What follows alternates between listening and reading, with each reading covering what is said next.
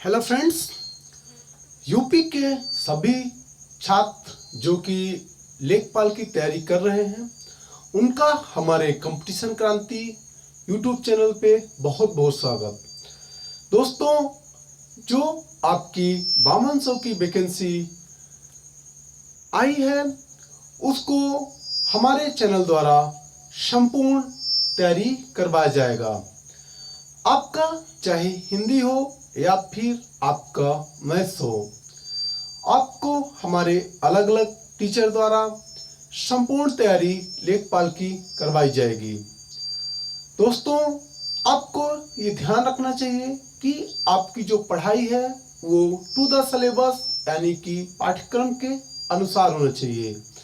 आपको अपने सिलेबस के अनुसार ही चलना चाहिए। आपको आवश्यकता सिर्फ इतनी है कि आपका कॉन्सेप्ट जितना सिलेबस में दिया गया है आपका कॉन्सेप्ट क्लियर हो, प्लस आप ज़्यादा से ज़्यादा उससे संबंधित क्वेश्चंस को सॉल्व किए हों। तो चलिए मैं कुछ सिलेबस आपको डिस्कस करता हूं। हालांकि आप देख लिए होंगे, फिर भी आपको मैं कुछ पॉइंट्स बताता हूं। आपके जो सिलेबस रहेगा वो आपका 4 भागों में डिवाइड है। आपको प्रत्येक भाग से 25-25 नंबर के क्वेश्चंस पूछे जाएंगे, यानी कि आपका 25 नंबर का हिंदी रहेगा, 25 ही नंबर का आपका मैथ्स रहेगा, 25 ही नंबर का आपका जीएस रहेगा और 25 ही नंबर का आपका विलेज सोसाइटी डेवलपमेंट रहेगी। ये सभी आपके 25-25 नंबर के रहेंगे। तो आपको जो वैल्यू देना है, यानी टाइमिंग, जब आपको तैयारी करना है उस टाइम आपको बराबर टाइम चारों पे स्पेंड करना चाहिए, क्योंकि जो एग्जाम में वैल्यू है वो चारों का बराबर है। तो ऐसे में आपको आवश्यकता है कि आप इन पे बराबर टाइम स्पेंड करिए। फ्रेंड्स, आपको मान लीजिए ये आपका लोकपाल की वैकेंसी है और इस बार आपको पोस्ट लेना है, तो यहाँ पे आप खड़े हो तो आपका जो चलने की गति होनी चाहिए तो टू द पॉइंट ऐसे होना चाहिए ताकि यहाँ आप गोल पे पहुंच सको।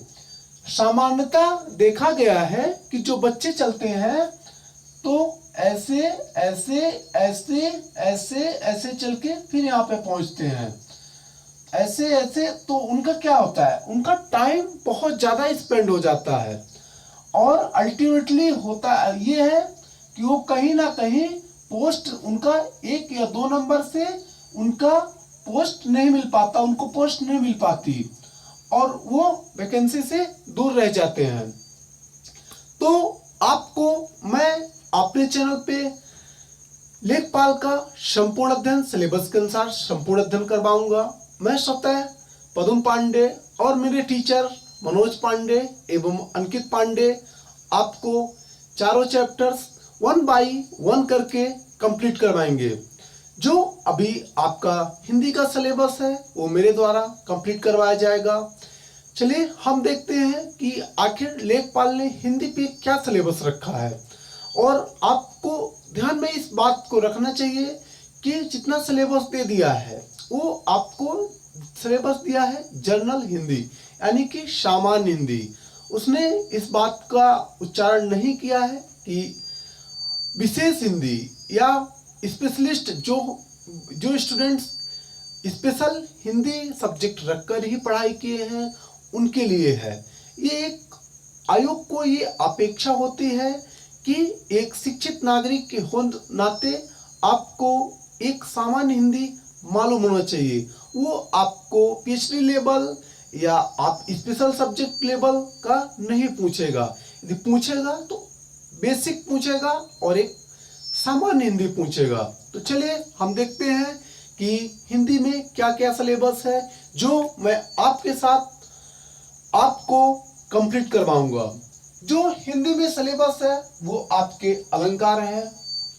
एक बात को ध्यान में रखिएगा, जब आप क्वेश्चन या प्रीवियस ईयर क्वेश्चन सॉल्व कर रहे हैं तो पहले आप अलंकार पे कॉन्सेप्ट क्लियर करिए कि कितने प्रकार के होते हैं, इनमें अलग अलग क्या डिफरेंशिएट है, क्या अंतर है, अलंकारों में कितने प्रकार के हैं, क्या क्या अंतर है। हम अंतर वहां पे एग्जाम हॉल पे कैसे अंतर को कैसे बता पाएंगे। फिर आप उसके बाद क्वेश्चन सॉल्व करिएगा। कभी कभी होता ऐसा है कि स्टूडेंट्स ने तो बहुत सारे क्वेश्चन सॉल्व कर लिए हैं लेकिन उनका कॉन्सेप्ट क्लियर नहीं रहता, ऐसे में वो पीछे रह जाते हैं। दूसरा जो रहेगा आपका रस रहेगा, तीसरा रहेगा आपका समास रहेगा, चौथा पर्यायवाची शब्द रहेगा, पांचवा रहेगा आपका विलोम, छठवां रहेगा तत्सम तद्भव रहेगा, सतमा रहेगा संधियां, आठवां वाक्यांशों के लिए शब्द निर्माण रहेगा, नौवां रहेगा लोकोक्तियां मुहावरे, दसवां रहेगा वाक्य संशोधन, लिंग वचन वर्तनी, त्रुटि से संबंधित अनेकार्थी शब्द।